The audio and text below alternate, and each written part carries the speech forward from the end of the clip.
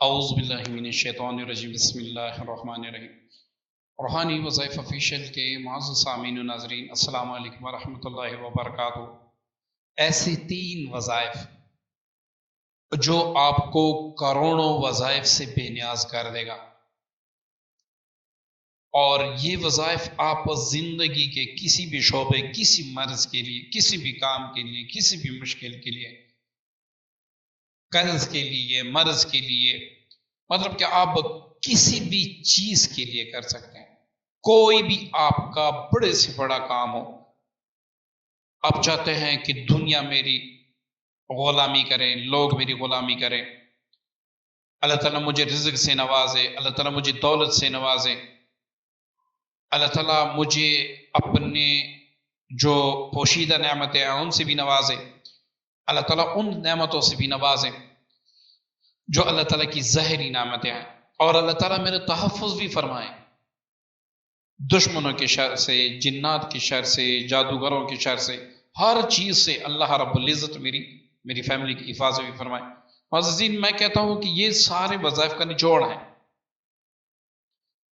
بڑے مختصر سے آیات ہیں، بڑے مختصر سے آیات، لیکن یہ ہے کہ اس کی جو کمالات ہیں وہ جب آپ شروع کریں گے تو انشاءاللہ آپ سمجھے کہ آپ نے دنیا کی ہر چیز پانی۔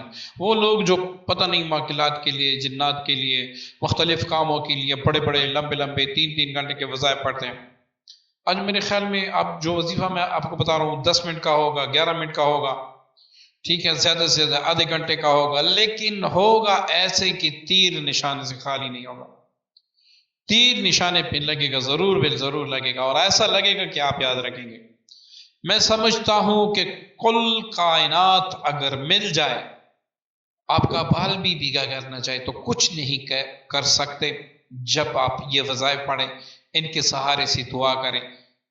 آپ جس بھی پریشانی میں مبتلا ہے، بڑی سی بڑی پریشانی ہے، تو یہ ایک بات میری بھی مان لیں، چند دن یہ کر لیں۔ تہجد کا وقت ویسے بھی اللہ رب العزت کا وہ وقت ہے جس وقت اللہ رب العزت خود پکارتے ہیں بنی انسان کو، مخاطب ہو گئے کہ اے بنی آدم، آپ میں سے کوئی ہے جو مجھ سے مانگے؟ ایسا ہے کہ کوئی مرض میں مبتلا ہے، وہ مجھ سے شفا مانگے اور میں دوں؟ کوئی مغفرت چاہنے والا ہے، کوئی رزق مانگنے والا ہے؟ اب دیکھیں نا، ایک میں کہتا ہوں کہ جو چیز آپ مانگے کہ میں دوں گا، تو میں انسان ہوں، لازم بات ہے، کمزور ہوں۔ اللہ رب العزت و بے نیاز ذات ہے، جب وہ خود کہے کہ مانگو میں دینے والا ہوں، اس کے بعد آپ مانگے اور وہ نہ دے، یہ اس کے شان کے خلاف ہے، یہ اللہ رب العزت کی شان کے خلاف ہے کہ خود کہے کہ مجھے پکارو میں دینے والا ہوں، آپ مانگے تو وہ نہ دے۔ میرے رب کی رحمت ایسی نہیں ہے، اس کا فضل ایسی نہیں ہے۔ اب تہجد کے وقت یہ 3 وظائف کون سے ہیں؟ آپ نوٹ فرما لیں۔ سب سے پہلے اسم اعظم، جس کو حضرت یونس علیہ السلام نے پڑھا اور اللہ رب العزت نے اس کو اندھیروں سے نجات دی، اس کے بارے میں حدیث بھی ہے۔ اور دنیا کا کوئی بھی بڑا کام ہو، میں آپ کو چیلنج کرتا ہوں، آپ بے شک کر لیں، پھر انشاءاللہ کمال لیں گے۔ آیت کریمہ لا الہ الا انت سبحانک انی کنت من الظالمین، اس کو پڑھنے کا طریقہ میں بتاتا ہوں۔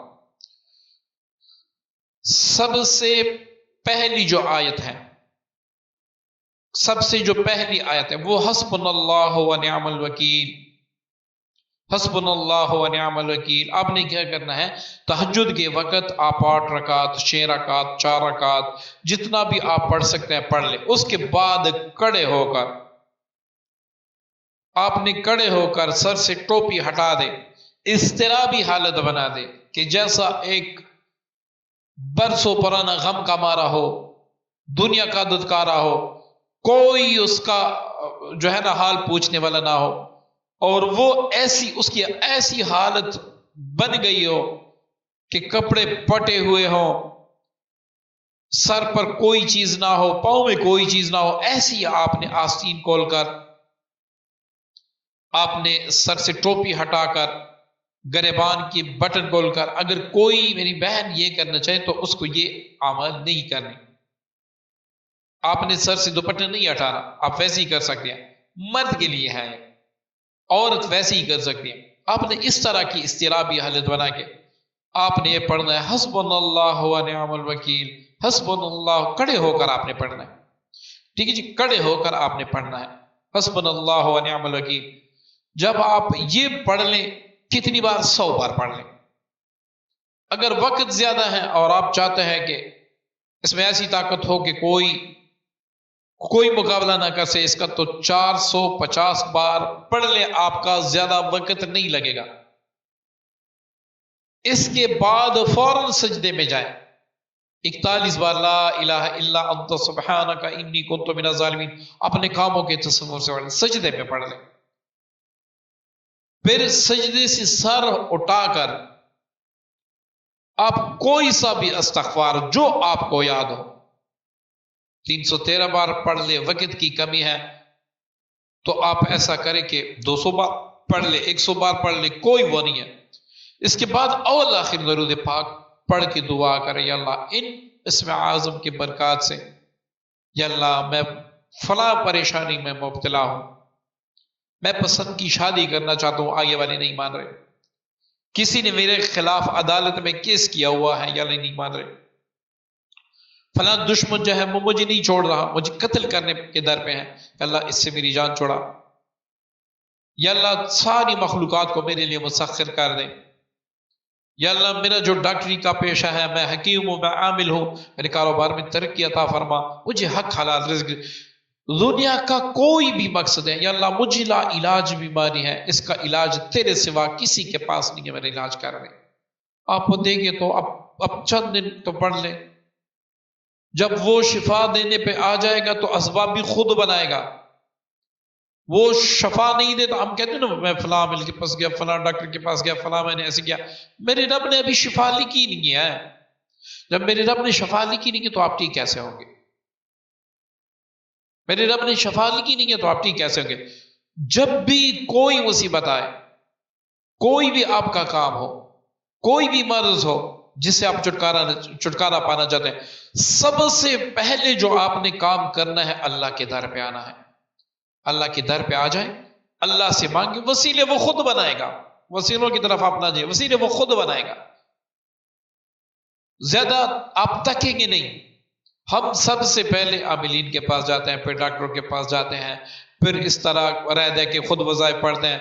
جب کسی سے بھی نہیں بنتا اس کے بعد ہم اللہ کے پاس جاتے ہیں. حالانکہ چاہیے یہ کہ ہم سب سے پہلے اللہ کے پاس جائیں، کیونکہ پھر زیادہ آپ تکیں گے نہیں، اللہ تعالیٰ جلد آپ کی جو غم کا دوران ہے یہ ختم کر دے گا، جو آپ پہ مصیبتیں وہ ختم کر دے گا. تو سب سے پہلے ہم نے کس کے در پہ جانا ہے؟ اللہ کے در پہ. اللہ کے در پہ جانا، اللہ کے کلام کو پڑھنا، اللہ کے لیے نماز پڑھنی، نوافل پڑھنے، اللہ سے مانگنا. انشاءاللہ ہر غم سے اللہ رب العزت آپ کو نجات دے دے گا. امید کرتا ہوں ویڈیو آپ کو پسند آئی ہوگی.